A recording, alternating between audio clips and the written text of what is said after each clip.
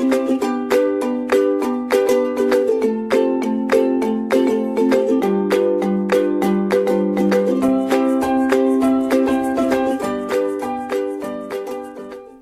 everyone.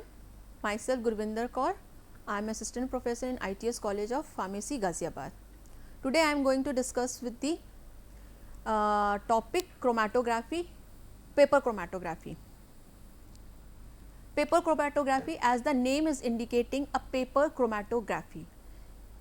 यहाँ पर chromatography is a separation technique जहाँ पर हम मिक्सचर में से अपने कंपोनेंट को सेपरेट करते हैं, आइसोलेट करते हैं. Different component has been isolated with the और separated with the help of the chromatography. The chromatography technique is for the identification, purification and separation also.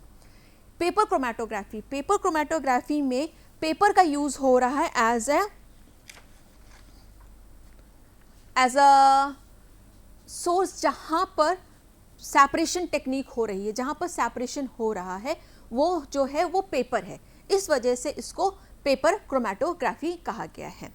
The chromatography technique that use a paper sheet or the strip of a sheet as an absorbent or the stationary phase is called as a paper chromatography, and it was discovered by Aseen and Martin in the year 1943 to separate out the amino acid. The paper chromatography is the most simplest, most widely used chromatography technique because of its applicability to isolation, identification, quantity determination of organic and inorganic compound.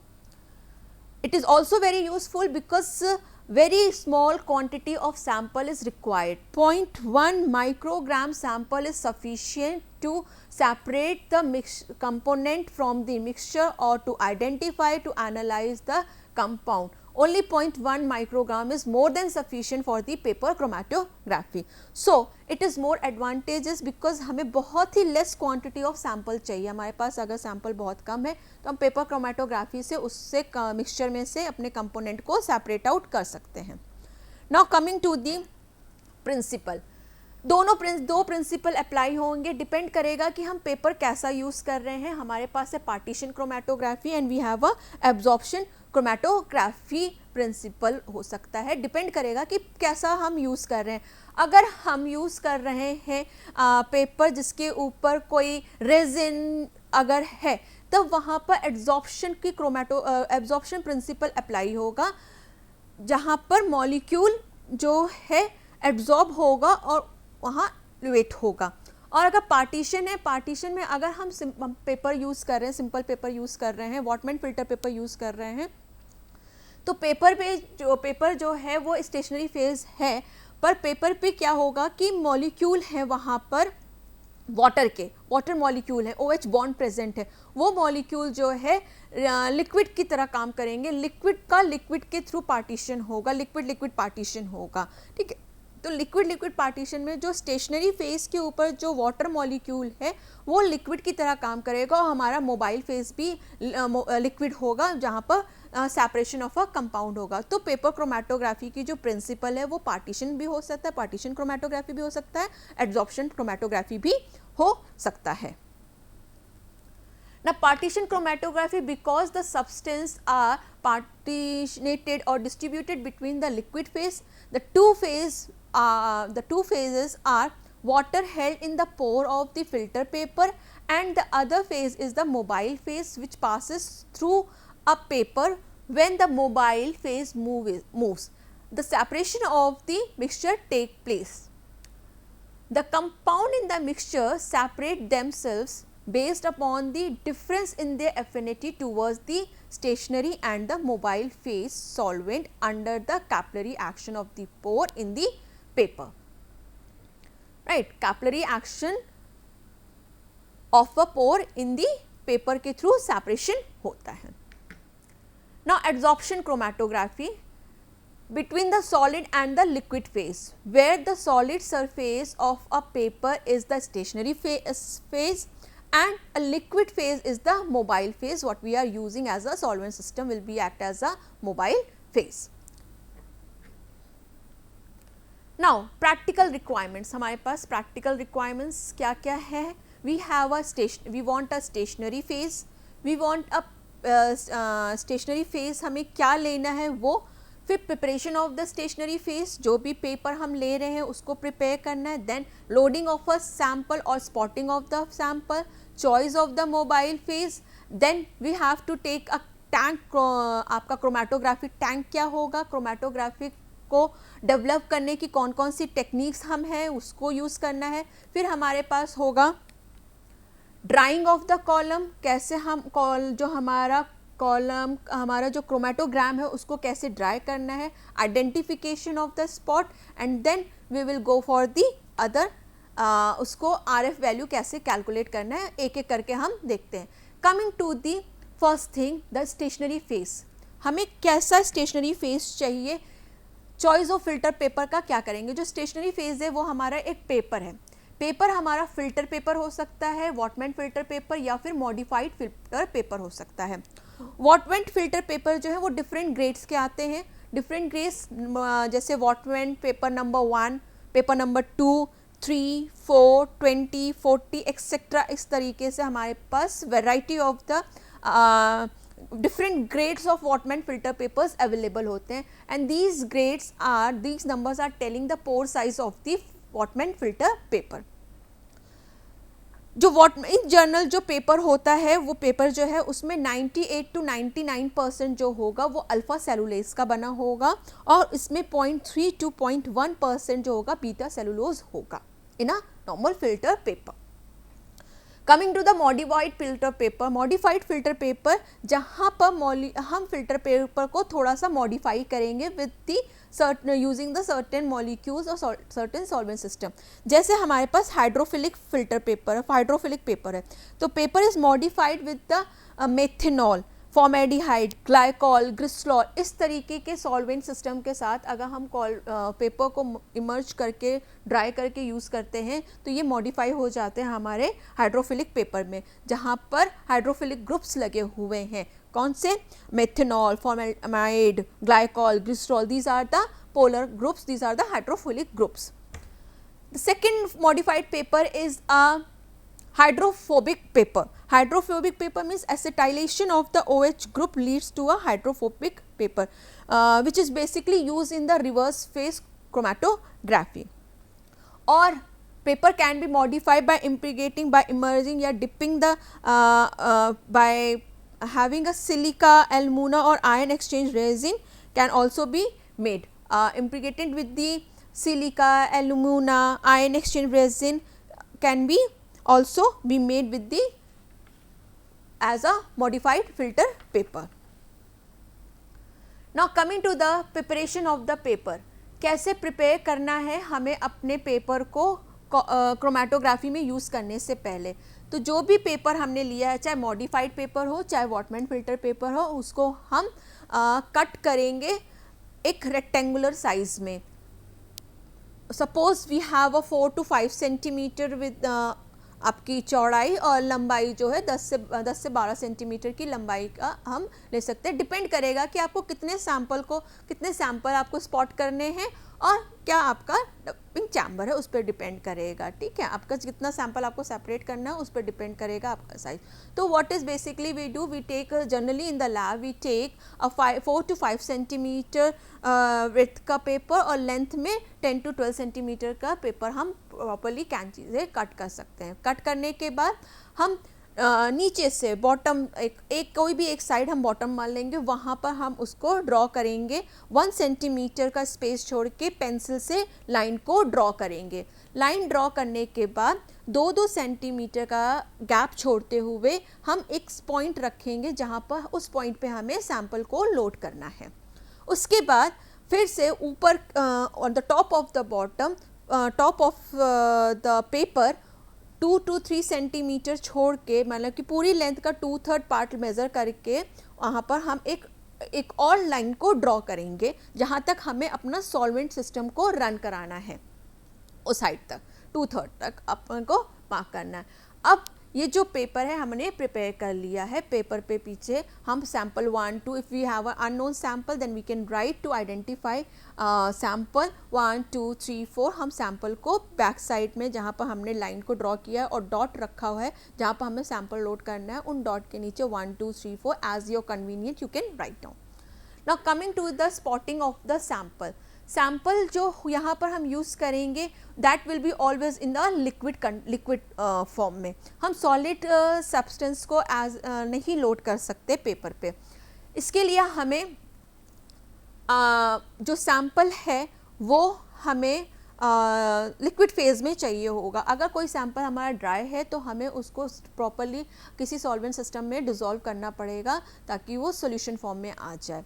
Now coming to the mobile phase, mobile phase जो होगा वो depend कर, हमारे पास multiple choice of mobile phase हैं, हम उसको use कर सकते हैं। जो कॉमन सिस्टम है हमारा hexane, cyclohexane, carbon tetrachloride, benzene, toluene, diethyl ether, chloroform, ethyl acetate, butanol, propanol, acetone, ethanol, methanol, water.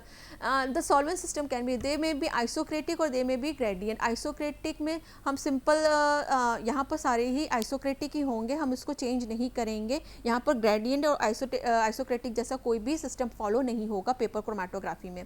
Solvent system जो भी हम लेंगे कॉम्बिनेशन ऑफ द मिक्सचर्स ले सकते हैं, पोलैरिटी को चेंज करके प्लेन सॉल्वेंट सिस्टम भी ले सकते हैं, combination of the solvent system को भी हम ले सकते हैं अपना पेपर को रन कराने के लिए। Now coming to the chromatography tank, chamber जिसको बोला जाता है, जहाँ पर हम अपना सॉल्वेंट रखेंगे और उसको और पेपर रख के उसको हम रन कराएंगे ताकि हमारे जो सेपरेशन है वो अकर हो। मोबाइल सिस्टम हमारा जो है जिसके अंदर रहेगा, मोबाइल सिस्टम, मोबाइल फेस जिस बीकर के अंदर रहेगा, या बीकर हो गया या वेसल जो कि कवर हो, या सिंपल ग्लास भी हम जो ग्लास है कांच का उसको भी यूज़ करते हैं, बशर्ते वो लिड प्रॉपर्ली होना चाहिए, कोई भी इवेपोरेशन नहीं होना चाहिए उस सॉल्वेंट सिस्टम का हमारा। तो क्रोमेटोग्राफी टैंक हम सेलेक्ट करेंगे कि साइज़ क्या है हमारा, पेपर का स्लाइड्स क्या है, उसके अकॉर्डिंग हम अपना टैंक को सेलेक्ट करेंगे and tank should be covered with the proper lid. Not coming to the development of a chromato, जो टैंक है उसको हमें कैसे डेवलप करना है। तो टैंक जो भी हम सेलेक्ट करेंगे उसको प्रॉपरली लीड लगाएंगे। लीड लगाने के बाद we have to pour our solvent system, जो भी mobile phase we are going to use, we have to pour there and we have to cover the lid for the some time, almost 30 minutes to come to occur the saturation, पूरे system जो है वो saturate हो जाए। इससे better ये होगा कि प्लेन्स करने से, प्लेन ऐसे रखने से बेटर कि हम अपना वेसल ले रहे हैं, बीकर ले रहे हैं या जो टैंक ले रहे हैं उस साइज़ का एक पेपर को कट करें और उसको कवर कर दें। कवर करने के बाद उसके टॉप पे हम अपना सॉल्वेंट सिस्टम जिस पे मोबाइल फेस से हमें रन कराना है उसको पोर कर दें साइड से, वो पूरा पेपर डिप हो जाए और उसको कवर करें। तो यहाँ पर जो सैचुरेशन होगा that will be very good for the to run the paper.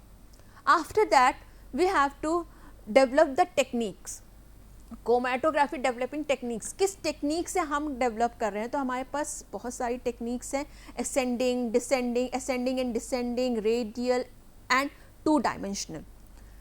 Ascending में क्या होता है, हम जब स्पॉट जो हमारा क्रोमेटोग्राफिक डेवलपमेंट हो चुका है, अब पेपर पे हमें स्पॉट करना है। स्पॉट करने के लिए हमें कैपिलरी ट्यूब का इस्तेमाल करना होगा। कैपिलरी ट्यूब वो पतली फाइन ट्यूब जिस पे हम मेल्टिंग पॉइंट चेक करते हैं, उसको हम हीट करके मिडल से ब्रेक कर लेंगे। ब्रेक करने के बाद वो पॉइंटेड स्ट्रक्चर हो जाएगा। स्पॉट करते समय इस बात का ध्यान रखना है कि जो स्पॉट है, ये जो स्पॉट है लाइन के ऊपर हम ड्रॉ कर रहे हैं वो ब्रॉड नहीं होना चाहिए, चौड़ा नहीं होना चाहिए। कंसंट्रेशन ज़्यादा होनी चाहिए सैंपल की, but the area of the sample ज़्यादा नहीं होना चाहिए। उसके लिए हम पिपेट, अपनी जो माइक्रो पिपेट है, माइक्रो कैपलरी है, उससे हम पोर करके स्पॉट लगाएंगे। स्पॉट लगाने के बाद फिर रिमूव करेंगे, फिर टच करेंगे, फिर रिमूव करेंगे, फिर टच करेंगे पेपर को, फिर रिमूव करेंगे। ऐसे हम 2-3 बार करेंगे और उसको ड्राई होने देंगे। हर बार ड्राई होने देंगे सैंपल को, ताकि जो कंसंट्रेशन है सैंपल का वो पेपर पे ज़्यादा रहे और जो हमारा एरिया है, जो सैंपल का एरिया है वो कम रहे। ऐसा हम प्रिपेयर कर लेंगे अपना सैंपल लगा के। अब हम सैंपल, अब हमारा जो पेपर है जिस पे हमने सैंपल लगा दिया उसको हम रखेंगे अपने चैम्बर के अंदर। चैम्बर के अंदर कैसे रखेंगे? असेंडिंग है, अगर असेंडिंग टेक्निक फॉलो कर रहे हैं तो असेंडिंग टेक्निक में क्या होगा कि जो सॉल्वेंट सिस्टम है वो हमारा नीचे होगा, ठीक है, नीचे बॉटम पे हमारा सॉल्वेंट सिस्टम होगा।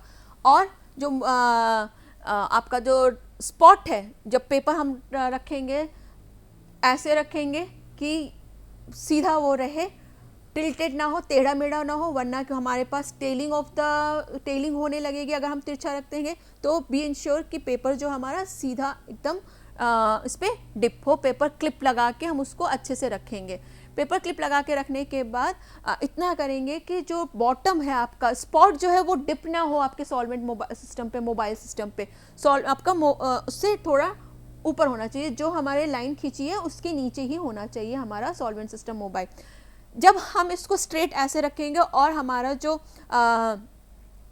मोबाइल फेस है ऊपर की तरफ चढ़ रहा है, ऊपर की तरफ चढ़ रहा है, ठीक है, अगेंस्ट दी ग्रेविटी जा रहा है, ऊपर की तरफ चढ़ रहा है, तो ये जो आपका स्पॉट है ये भी ऊपर की तरफ मूव करेगा।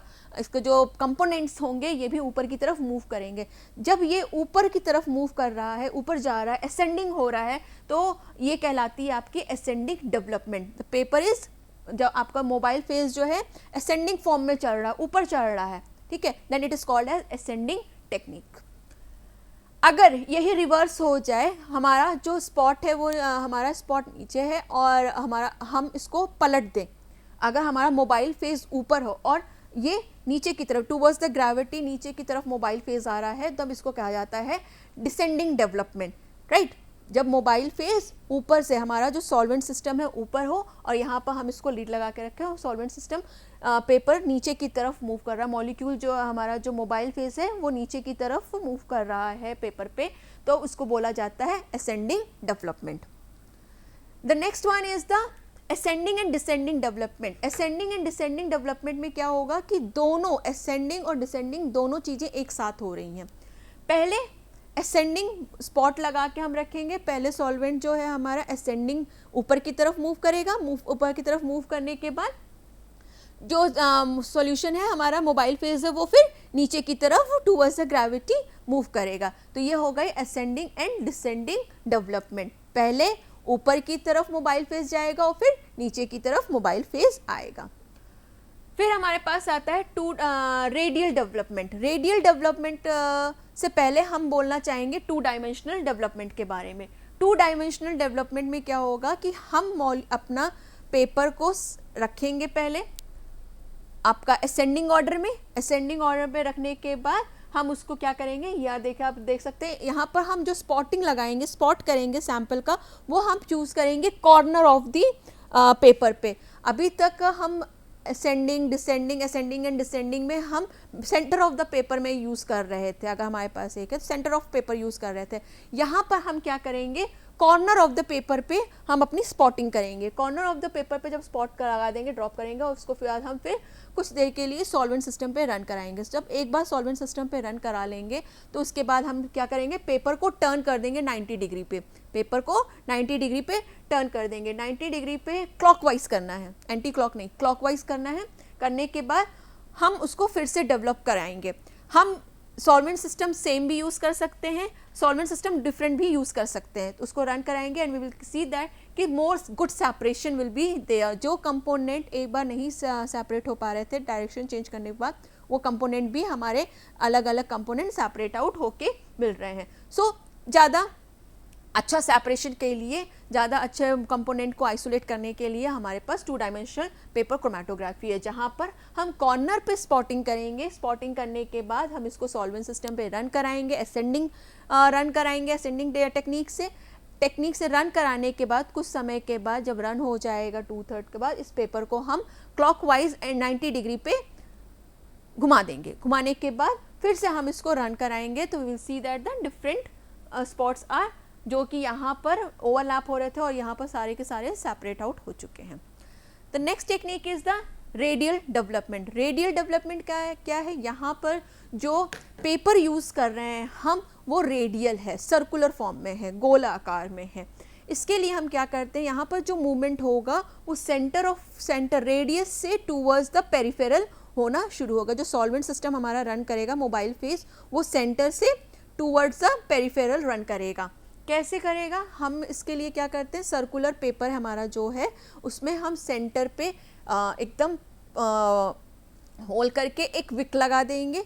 विक लगाने के बाद 1 सेंटीमीटर का स्पेस छोड़ के एक लाइन ड्रॉ करेंगे, पेंसिल से लाइन ड्रॉ करेंगे और वहाँ पर स्पॉट के लिए 2-2 सेंटीमीटर का गैप दे के पॉइंट्स लगा देंगे अगर हमारे पास मल्टीपल कंपोनेंट्स हैं जहाँ पर हम सैंपल को स्पॉट करेंगे। तो इसके बाद जैसे पहले किया था, कैपलरी से सैंपल को लगाया, स्पॉट किया, उसके बाद हम पेट्री डिश में अपना पेट्री डिश लेंगे। पेट्री डिश का कवर भी होना चाहिए। पेट्री डिश पे अपने पेपर को फिट करेंगे, हैंग करके विक को डिप कर देंगे सॉल्वेंट सिस्टम के अंदर। विक के कैपलरी एक्शन से जो है आपका सॉल्वेंट ऊपर की तरह आएगा और सॉल्वेंट जब ऊपर आएगा तो वो फ्लो करता हुआ चला जाएगा from the radius to the peripheral की तरफ मूव करता जाएगा और 2/3 तक रन करने के बाद हम उसको रिमूव कर सकते हैं। रिमूव करने के बाद हम आगे की प्रोसेस करेंगे। तो जो हमारा फ्लो हो रहा है मोबाइल सिस्टम का वो सर्कुलर मोशन में हो रहा है, इस वजह से इसको बोला गया है रेडियल डेवलपमेंट, जहाँ पर हम रेडियल पेपर का यूज़ कर रहे हैं, सर्कुलर पेपर का यूज़ कर रहे हैं। Now coming to the drawing of the chromatograms, जो हमारा पेपर है जब ये डेवलप होके आ गया है इसको बोला जाएगा क्रोमेटोग्राम। इसको ड्राई करेंगे, सिंपल एयर में हम ड्राई कर सकते हैं। Now location of the spot, अगर हमारे पास कलर सब्सटेंस है तो वो डायरेक्टली विजुअलाइज हो जाएगा, डायरेक्टली आंखों से दिख जाएगा और हम उसकी RF वैल्यू को कैलकुलेट करेंगे। उस पर वहाँ पर पेंसिल से निशान लगा के हम उसको मेज़र कर सकते हैं और आइडेंटिफाई कर सकते हैं, चेक कर सकते हैं। बट अगर सब्सटेंस जो हमारा कलरलेस है तो वो विजिबली नहीं होगा, उसके लिए हम फिजिकल या केमिकल मेथड को यूज़ करेंगे। फिजिकल मेथड में हम UV स्पेक्ट्रोफोटोमीटर को यूज़ करते हैं। इस UV स्पेक्ट्रोफोटोमीटर में हम क्या करेंगे, डायरेक्टली हम ड्राई करने के बाद क्रोमेटोग्राम को अपना UV लाइट के अंदर रखेंगे। UV लाइट में वो कलर स्टेन हमें दिखने लगेगा, जहाँ पर हम उसको पेंसिल से या किसी भी शार्प पॉइंटेड पेन से मार्क कर लेंगे और उसको हम पेपर को रिमूव करके, हम पेपर को UV से रिमूव करके हम उसको RF वैल्यू को कैलकुलेट कर सकते हैं। स्केल से पॉइंट का जो डिस्टेंस है उसको मेज़र कर सकते हैं। केमिकल डेवलपमेंट के लिए हम कुछ केमिकल रिएजेंट्स को यूज़ करेंगे, स्प्रे को यूज़ करेंगे to identify the compound. For an example, we can use a ninhydrin solution, a spray of a ninhydrin solution for the determination of the amino acid. 2,4-dinitrophenyl hydrazine can be used for the determination of carbonyl compound. Dagendorf reagents को use करते हैं हम एल्कोलाइट्स के identification के लिए। Ferric chloride को use करते हैं फिनॉल के लिए। आयोडीन चैम्बर को यूज़ कर सकते हैं हम स्टार्च और शुगर कंपोनेंट्स को सेपरेट आउट करने के लिए, आइडेंटिफाई करने के लिए। आयोडीन का स्प्रे भी यूज़ कर सकते हैं, आयोडीन का वेपर भी यूज़ कर सकते हैं। आयोडीन के वेपर के लिए हम अपना क्रोमेटोग्राफ चैम्बर ले सकते हैं या सिंपल बीकर ले सकते हैं। उस पर नीचे आप कॉटन की एक लेयर बिछा दीजिए, उसके ऊपर आप आयोडीन बॉल्स जो होती हैं, आयोडीन जो होता है उसके ऊपर डाल दीजिए और लिड लगा के उसको थोड़ी देर के लिए रख दीजिए। यू विल सी दैट का फ्यूम हैज़ बीन जनरेटेड। उस फ्यूम ब्राउन कलर का फ्यूम जो है, येलो टू ब्राउन कलर का फ्यूम जो है चैम्बर में डेवलप हो जाता है। अब अपने जो पेपर है या TLC है आप उसके अंदर उसको रख के, अगर जो इनविजिबल स्पॉट है जहाँ पर भी सैंपल होगा, अगर कोई शुगर कंटेंट है तो वहाँ पर वो कार्बोहाइड्रेट है तो वो आइडेंटिफाई हो जाएगा, स्पॉट हमें मिल जाएंगे।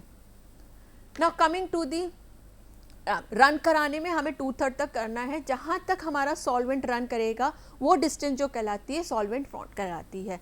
तो हमारे ओरिजिन लाइन से सॉल्वेंट जहाँ तक रन किया है वो हमारा हो गया X और जहाँ तक हमारा स्पॉट गया है वो हमारा हो गया Y। ठीक है, तो हम इसको कैसे डिटरमाइन करते हैं, हमें कैसे आइडेंटिफाई होगा कि स्पॉट जो है वो क्या है। तो we can calculate the RF value. RF value is the distance travel by the sample spot upon distance travel by the solvent front. Means अगर हमारा सॉल्वेंट जो है रन किया है X तक, सॉल्वेंट फ्रंट जो है रन किया है X तक और जो सैंपल हमारा Y तक रन किया गया है, तो RF वैल्यू जो होगी Y अपॉन X हो जाएगा। ये रेशियो जो है, जो वैल्यू है वो 1 से कम होनी चाहिए for a good RF value, और ये हम कंपेयर कर लेंगे with the RF value which is mention in the, अगर अननोन कंपाउंड है तो हम रेफरेंस, अपना रेफरेंस मटेरियल लगा के उससे मेज़र कर सकते हैं, कंपेयर कर सकते हैं. Now next one is the RX value, the distance travel by the sample spot and the distance travel by the reference standard. जो हम रेफरेंस स्टैंडर्ड यूज़ कर रहे हैं वो कितना ट्रेवल कर रहा है, that is called as the RX value. The RF value is always less than 1 and RX value is always greater than the 1 चाहिए. Again, RF value is a distance traveled by the sample upon the distance traveled by the solvent front, and the RX value is the sample travel distance traveled by the sample spot upon distance traveled by the reference standard. RF की value जो है 1 से कम होनी चाहिए और RX की value जो है वो greater than 1 होनी चाहिए. Now coming to the application. Application क्या है? This is basically this technique is used, paper chromatography बहुत ज़्यादा यूज़ होती है क्योंकि बहुत ही रैपिड है, बहुत ही सिंपल टेक्निक्स है, तो इसके बहुत सारे एप्लीकेशन है, बहुत वाइड एप्लीकेशन है. तो separation of a drug mixture, जैसे कि सेपरेशन ऑफ हम आपका स्टेरॉइड्स को सेपरेट करने के लिए, जैसे हमारा एस्ट्राडायोल हो गया, एस्ट्राट्रायोल हो गया, एस्ट्रोन हो गया, ये ऑलमोस्ट सिमिलर से कंपाउंड है, इनको सेपरेट करने के लिए हम पेपर क्रोमेटोग्राफी को यूज़ कर सकते हैं. Separation of a carbohydrates, vitamin, protein, amino acid, इनको भी सेपरेट करने के लिए पेपर क्रोमेटोग्राफी टेक्निक जो सिंपलेस्ट और बेस्ट टेक्निक है, इनको सेपरेट आउट करने के लिए. Identification of drugs, unknown drugs जो हैं हमारे पास या फिर कोई अननोन सैम्पल है उसको आइडेंटिफाई करने के लिए, उसको एनालाइज करने के लिए paper chromatography is the one of the best method. Identification of the impurities, किसी भी ड्रग में, ऑर्गेनिक ड्रग में, इनऑर्गेनिक ड्रग्स में हमारे पास इन सैम्पल्स में अगर इम्प्योरिटीज़ प्रेजेंट हैं या इम्प्योरिटीज़ जो भी प्रेजेंट हैं उनको आइडेंटिफाई करने के लिए पेपर क्रोमेटोग्राफी को यूज़ कर सकते हैं. Analysis of metabolites of blood and urine also. Advantages क्या है इसके? It's a simple, rapid, inexpensive, excellent resolution power है. सबसे बेस्ट इसका यही है कि सिंपल है, किसी भी लैब में किसी भी जगह बहुत आराम से इसको किया जा सकता है. अगर हम कंपेयर करें कॉलम क्रोमेटोग्राफी में, तो हमारे पास कॉलम क्रोमेटोग्राफी में एब्जॉर्बेंट बहुत ज़्यादा चाहिए होता है कॉलम को फिल करने के लिए. यहाँ पर हमें सिंपल एक छोटा सा पेपर चाहिए और ये इजीली हो जाती है. सॉल्वेंट सिस्टम वहाँ पर बहुत ज़्यादा चाहिए हमें कॉलम में रन कराने के लिए. यहाँ पर 5 to 10 ml of solvent system is more than sufficient to run the paper, run the column, run the chromatography technique, paper chromatography technique. Inexpensive क्यों हो जाती है? बिकॉज यहाँ पर हमें कोई खास सॉल्वेंट सिस्टम नहीं चाहिए, बहुत ही कम क्वांटिटी ऑफ सॉल्वेंट सिस्टम चाहिए. वैरायटी ऑफ सॉल्वेंट हमारे पास बहुत है, but the content of the solvent जो है वो बहुत कम है हमारे पास. 10 to 5 ml is more than sufficient. In case of column की बात करें तो कॉलम में बहुत ज़्यादा सॉल्वेंट सिस्टम हमें चाहिए होता है, इस वजह से कॉलम जो है एक्सपेंसिव टेक्निक्स मानी जाती है और ये इनएक्सपेंसिव टेक्निक्स मानी जाती है. रिजोल्यूशन बहुत अच्छा है, एक्सीलेंट रिजोल्यूशन है, बिकॉज यहाँ पर कोई भी बेड का डिस्टर्बेंस और बबलिंग ऑफ द बेड इस तरीके की कोई भी प्रोसेस नहीं है. यहाँ पर हमें सिर्फ और सिर्फ ध्यान देना है कि जब हम पेपर को इमर्स कर रहे हैं अपने चैम्बर के अंदर, तो वो स्ट्रेट होना चाहिए, कोई एंगलिंग नहीं होनी चाहिए, तिरछा मिर्चा नहीं होना चाहिए, वरना टेलिंग आने लगती है. टेलिंग मीन्स का जो हमारा स्पॉट जब हम रन करता है तो स्पॉट सर्कुलर फॉर्म में ना हो के लंबा सा एक रेक्टेंगुलर फॉर्म में हमें दिखने लगता है, ओवल शेप में दिखने लगता है, तो that is called as a tailing of a system. तो what is this की simple, rapid, inexpensive, excellent resolution power है पेपर क्रोमेटोग्राफी का. होप आपको समझ में आया होगा. Thank you.